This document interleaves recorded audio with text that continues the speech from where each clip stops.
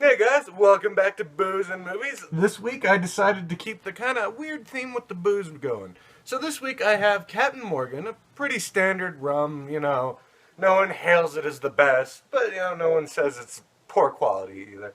But this week we have a kind of strange flavor, grapefruit rum. Now you might think, oh, maybe he just likes grapefruit. I don't. That's why this is kind of an adventure for me. I've had grapefruit like 2 or 3 times, and as far as I remember, my total thoughts on it were meh, which is also what I feel about the film today, but okay, let's try it. Da, da, da. Smells really good. If it didn't make you like really suspicious to police officers, this could be a perfume. Yeah. It smells better than it tastes. It's definitely got that citrus taste. If you really like liquors with that citrus taste, this isn't a bad pick. It's more sour than an orange, just like a grapefruit. And this would be good as like another type of mixed drink. Putting this in some kind of daiquiri would probably work. I don't know what kind. I haven't had a daiquiri in years. By the way, I think it's totally sexist that only women can drink daiquiris, because daiquiris are fucking delicious. So this week I watched Jason Bourne, and it was alright. It was an okay movie. So I'm going to get into the good right away. The first good thing I have to say is, wow, the first act of this movie, it's outstanding. This movie opens up and it just propels itself back to the force and interesting action elements that the original movies, the 3 Bourne movies with Matt Damon before, are so famous for. The action, it takes place in this riot in Greece, and just the way they use the riot, the way they use all this chaos that's going around the main characters, it was the best part of the film for me. It's not even close. Like, that part of the movie was very amazing. So the next really good thing about this movie is the cast. Matt Damon returns, he's Jason Bourne, and, he's still a badass. I liked him more in the other films. In this film, Jason Bourne, he seems a little bit more perturbed. He's not in his right mind. He's not the same cool badass that he was in the other films.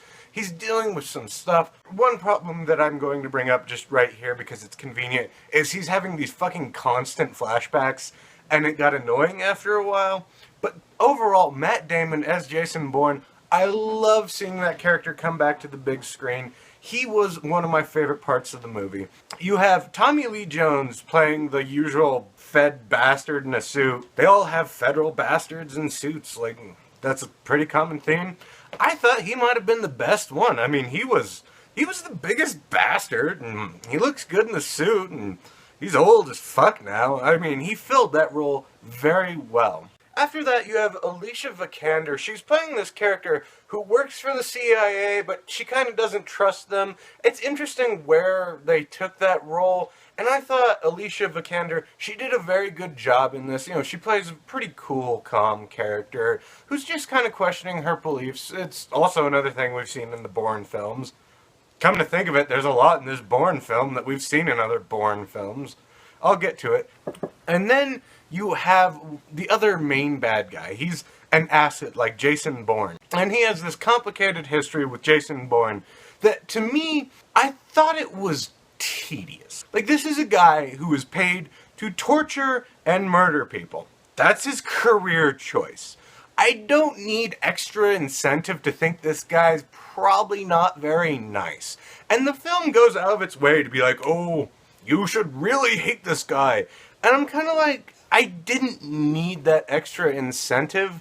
There's a big subplot with Jason Bourne's father. I'm going to try not to spoil any of it, but it was unnecessary to me. None of the other films focused on him and all of his relatives. It was all focused on him and the relationships that he was making as Jason Bourne without the memory. That I thought was better because he doesn't remember anyone from his past. He doesn't even remember his dad. So who cares about this whole weird father subplot they put in it? I thought that was boring and I didn't need it. Continuing on with boring and I didn't need it. Wow, the second act of this movie, I feel like with some good editing, you could have done away with pretty much the entire second act of this movie. There is 45 minutes of this movie where I was just kind of like, okay.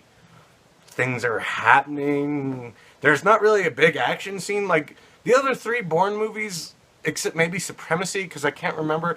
But like in the first one, you have that scene in the cornfield or whatever it was where he takes on another asset. In the third one, you have him taking on this character named Desh. In the second one, I think there was one. That's the one with Carl Urban, I think.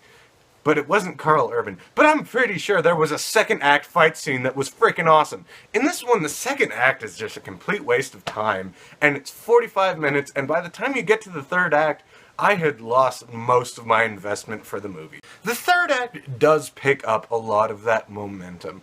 There is a better air of suspense. You're kind of wondering more and more what's going to happen. There's a very cool car chase scene, and then kind of a tepid fight. But, you know, it's a cool car chase scene, but it also went on too long. This car chase scene, first of all, like, one of the cars maybe could have survived that car chase scene, kind of. Like, it would have run, but it wouldn't have been able to do what it did. And then the other car would have been fucking scrap metal. And that really bothered me in this movie, because this is the climax. That was the climax of the film, and it was just too unbelievable for me to find engaging.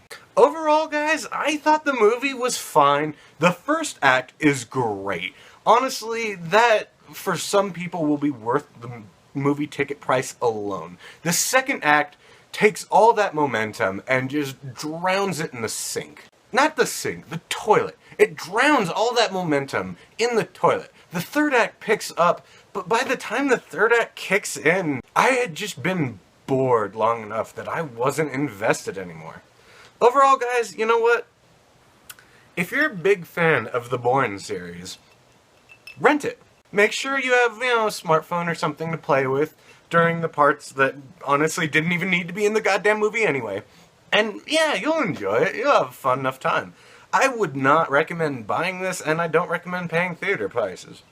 And as far as the rum. As far as the rum is concerned, this is growing on me pretty quick. Like, it was really sour at first, which I don't drink a lot of sour drinks. I mean, besides margaritas. But, like, this is growing on me. Add 2 things of ice, and this is damn tasty.